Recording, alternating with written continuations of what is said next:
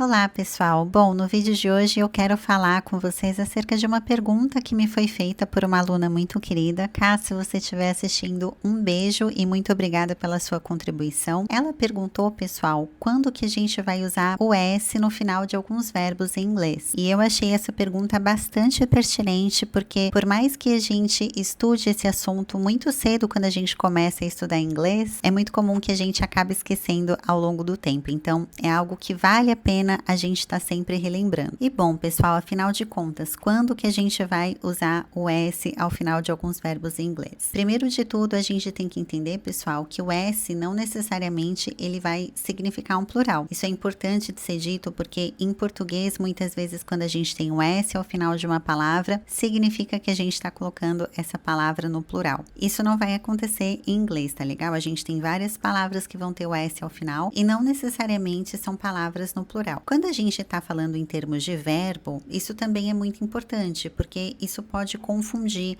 a cabeça dos alunos. Mas bom, pessoal, algo que é importante de ser dito. A gente vai colocar o S ao final de alguns verbos em um contexto muito específico. E esse contexto se chama presente simples. Então, pessoal, presente simples é um tempo verbal no qual alguns verbos vão passar por uma modificação, digamos assim. Para fazer um paralelo com o português, a gente vai usar o presente simples quando a gente está descrevendo ações rotineiras. Por exemplo, eu tomo café todos os dias às 8 da manhã. Eu trabalho das 7 às 8. Eu normalmente almoço ao meio-dia. Então, todas essas frases aqui fazem parte do presente simples, ou seja, quando a gente está falando sobre ações que acontecem regularmente. Uma coisa importante de ser dita aqui, pessoal. Em português, quando a gente está falando em termos de presente simples, os nossos verbos, eles vão passar por uma conjugação também. Só que a diferença é que a gente faz isso de uma maneira muito natural, porque afinal de contas, português é o nosso idioma nativo, mas essa conjugação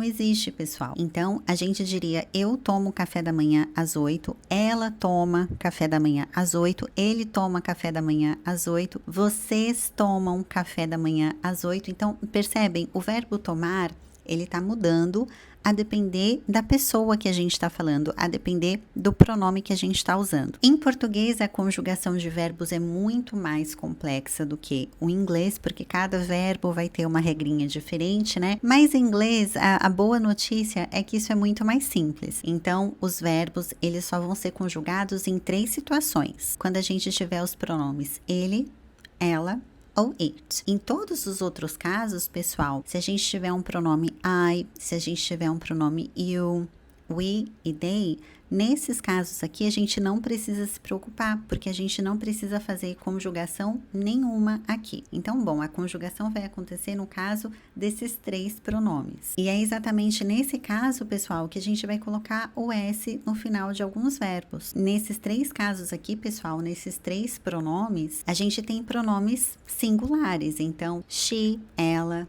he, ele, e it significa ele ou ela. Mas no caso dos 3, a gente tem pronomes singulares. Por isso que eu falei para vocês no início do vídeo que apesar da gente precisar colocar o S no final do verbo, não necessariamente significa que é porque o pronome é um plural. Isso inclusive é um erro bastante comum que às vezes a gente acaba fazendo confusão. Então, bom, a gente sabe que a gente vai precisar colocar o S ao final de alguns verbos quando a gente está falando desses 3 pronomes. Porém, pessoal, não vão ser todos os verbos que vão seguir essa regrinha do S. Isso realmente vai depender do verbo, mas a grande maioria dos verbos vão seguir essa regrinha. Então, por exemplo, I work from Monday to Friday, she works from Monday to Friday. No caso do verbo work, a gente pode colocar somente o S e tá tudo certo. I live in Germany, she lives in Germany. Então, a mesma coisa que vai acontecer no caso do verbo live. Como eu falei para vocês, a grande maioria dos verbos vai seguir essa regrinha. Eu tô dando exemplo para vocês aqui usando o she como referência, mas poderia ser qualquer outro pronome que eu falei para vocês anteriormente. Então, também poderia ser o it, também poderia ser o he. Agora, pessoal, quando a gente está falando de verbos que tem essa terminação que está aparecendo aí para vocês, a gente não vai adicionar somente o S. Aqui a gente vai adicionar o E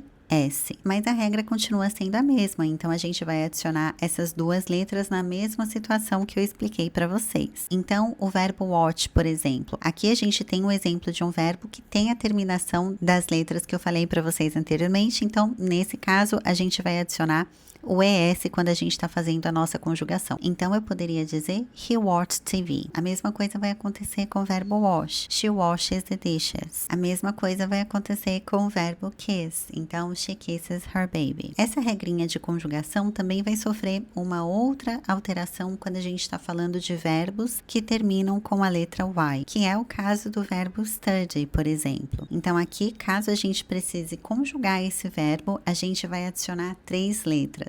A gente vai tirar o I e a gente vai adicionar a letrinha IES, ou seja, o nosso IES. Isso vai acontecer, pessoal, em verbos que terminam com a letra Y, mas que antes da letra Y são seguidos por uma consoante. Ou seja, essa regra não vai se aplicar para verbos que terminam com a letra Y, mas que são seguidos por uma vogal. Por exemplo, o verbo play. Nesse caso aqui, o verbo termina com I, mas antes do I a gente tem a letra A. Então, essa regra não se aplica a ele, tá legal? Essa regra vai se aplicar ao verbo study, cry e tantos outros que eu não vou conseguir lembrar aqui agora para vocês, tá legal? Então é basicamente isso, pessoal. É uma regra bastante simples se a gente for fazer uma comparação inglês-português, como eu falei para vocês anteriormente. O português é um idioma que passa por uma conjugação verbal muito mais complexa do que o inglês, então certamente a gente tá no lucro quando a gente vai aprender a conjugação em inglês, tá legal? Folks, eu espero que vocês tenham gostado desse vídeo. Caso vocês tenham alguma dúvida, eu peço que vocês deixem aqui embaixo nos comentários. Caso vocês queiram conhecer um pouco mais do meu trabalho,